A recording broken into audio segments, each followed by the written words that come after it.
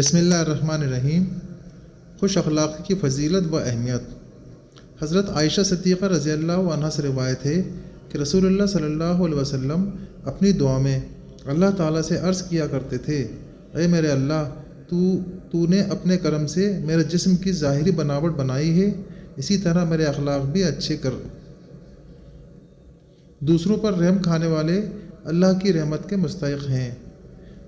حضرت جریر بن عبداللہ سے روایت ہے کہ رسول اللہ صلی اللہ علیہ وسلم نے فرمایا، وہ لوگ اللہ تعالیٰ کی خاص رحمت سے محروم رہیں گے جن کے دلوں میں دوسرے آدمیوں کے لیے رحم نہیں اور جو دوسروں پر ترس نہیں کھاتے۔